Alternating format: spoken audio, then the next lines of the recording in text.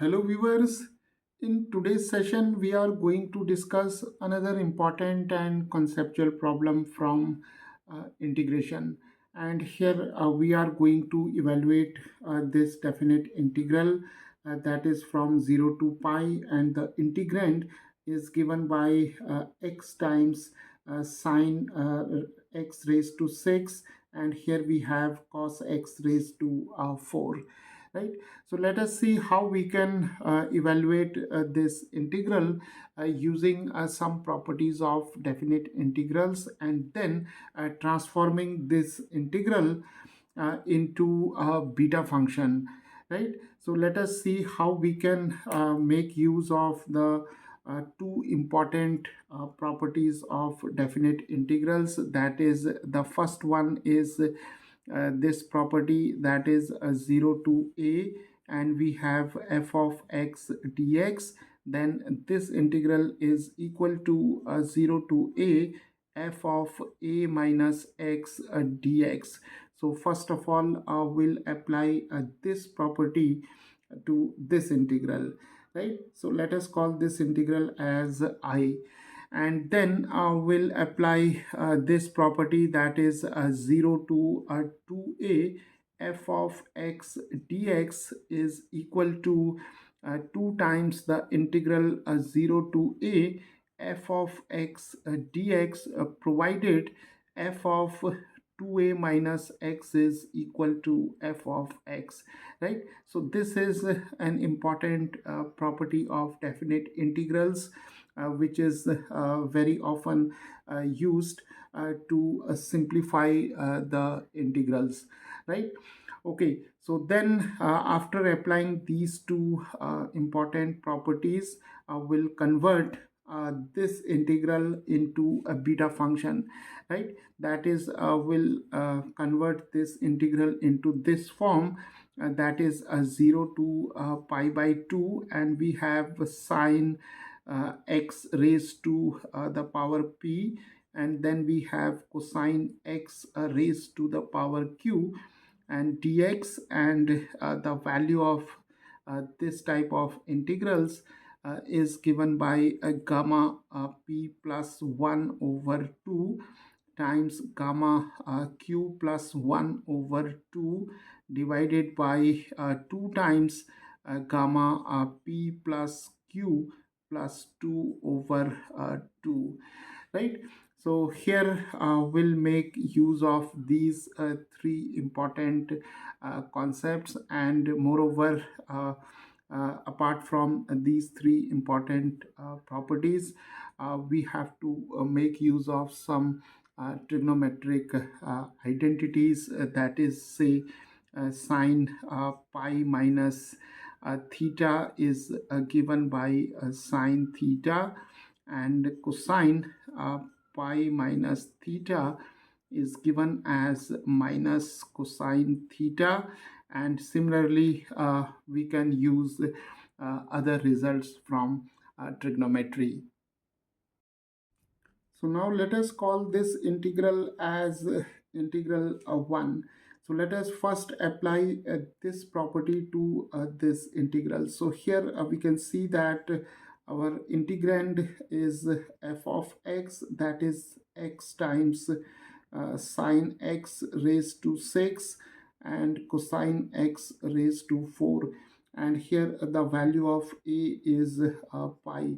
So let us replace all these x by pi minus x in this integral, because here we have 0 to a f of a minus x, right? So replacing all these x by pi minus x, that is a minus x. So we have 0 to pi, and here we have pi minus x, then we have sine pi minus x, and here we have 6, then cos pi minus x raised to 4, and here we have dx. So now sine pi minus x, now here we have sine pi minus theta, that is equal to sine theta. So we can now write 0 to pi, and here we have pi minus x, and sine pi minus x is sine x due to this identity. So we have sine x raised to 6, and from here we have cos pi minus theta is equal to minus cos theta. So here we have cos pi minus x is equal to minus cos x, and if we take the even power here, then we have here 4, and this negative becomes positive. So we have cos x raised to 4. So here we have cos x raised to 4 and dx, right? So now we can simplify this integral as 0 to pi, or splitting this integral as a difference of two integrals. So here we have pi, then we have sine 6x cos 4x, and here we have dx minus 0 to pi, and then we have here x sine x. Here we have 6 cos x raised to 4 and dx. So multiplying this quantity with this number and this number, we have two integrals, right? So now we can take this pi outside the integral. We have 0 to pi and sine x raised to 6 cos x raised to 4 dx, and this is our original integral, that is I, right? So now we have an equation in I. So taking this minus I to this side, so here we have plus I, and I plus I is equal to 2I, right?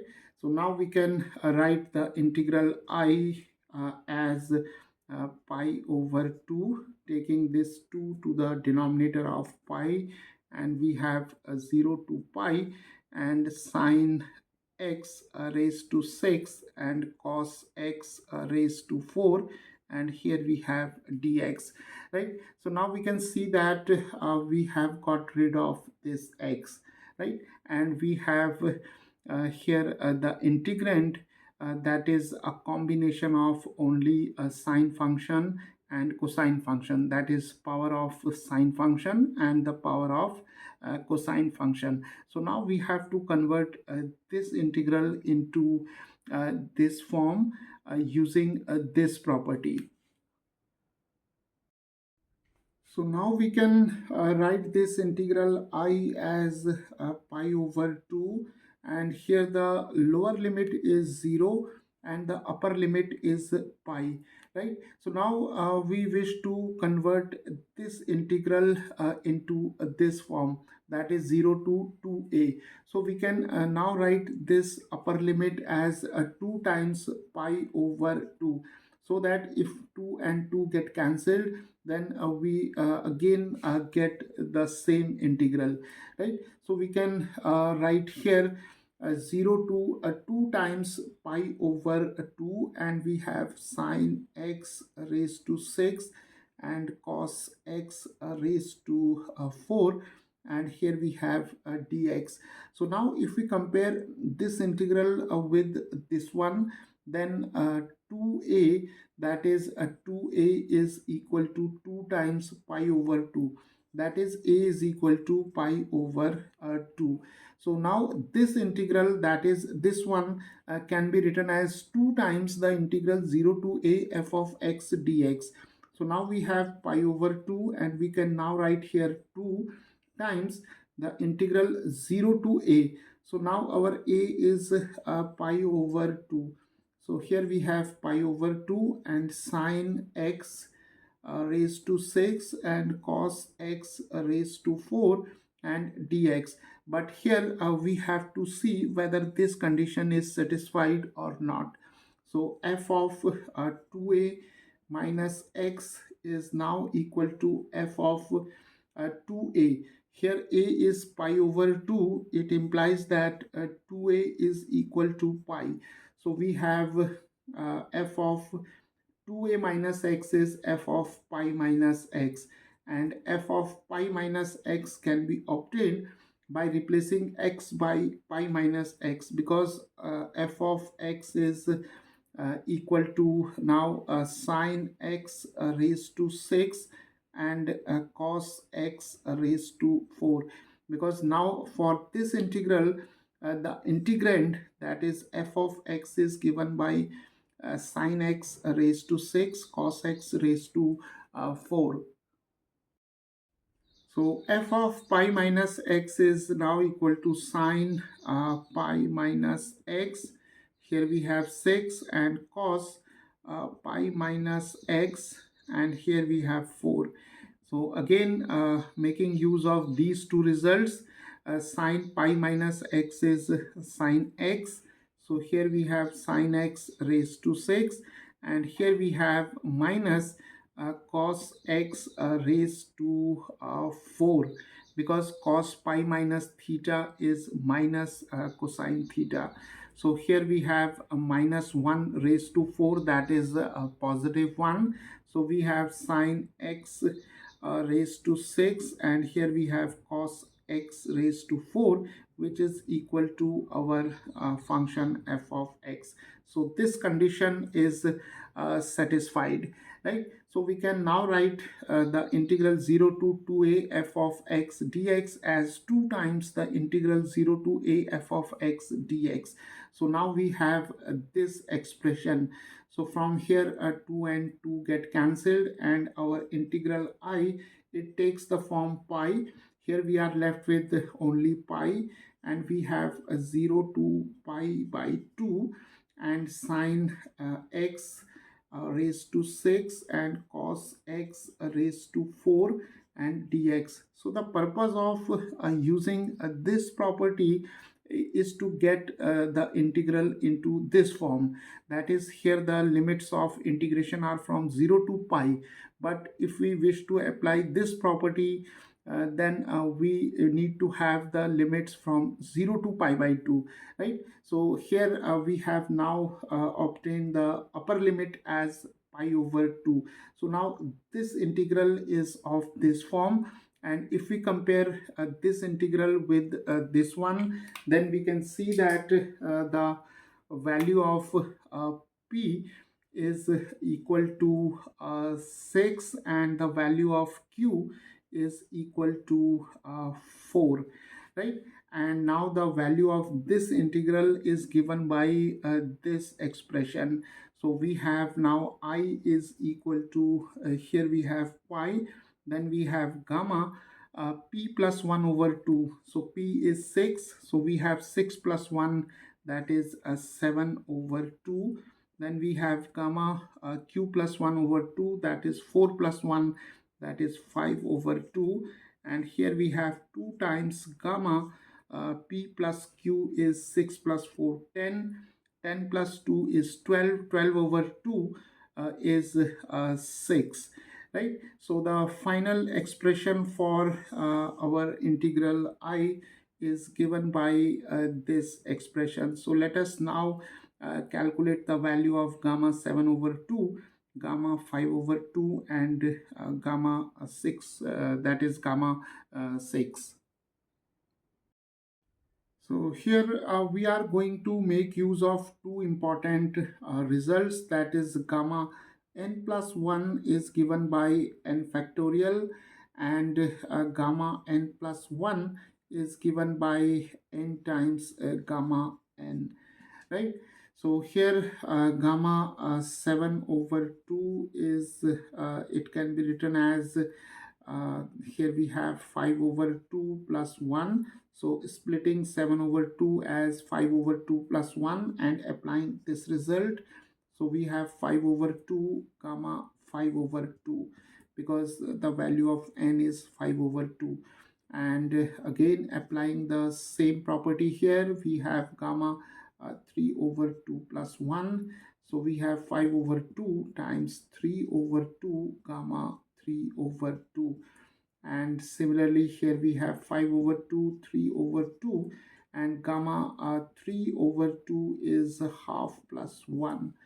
So we have again due to this property, we have 5 over 2 times 3 over 2, and here we have half and gamma half. So the value of gamma half is square root of pi. So here we have now, this is 5 times 3 is 15 over 8, and here we have root pi, and gamma 5 over 2 is given by this expression, that is 3 by 2 times half, and here we have root pi, again using this expression. So here we have 3 over 4 times square root of pi, right? And gamma 6 is given by this result, that is gamma of 6 is 5 plus 1, and here the value of n is 5, so we have 5 factorial. So 5 factorial is 5 times 4 times 3 times 2 times 1, that is 20, this is 60, and this is 120, right? So now the value of the integral I is given by pi times gamma 7 over 2 is given by 15 over 8 times square root of pi. Gamma 5 over 2 is 3 over 4 times square root of pi, divided by 2 times gamma of 6, that is 120.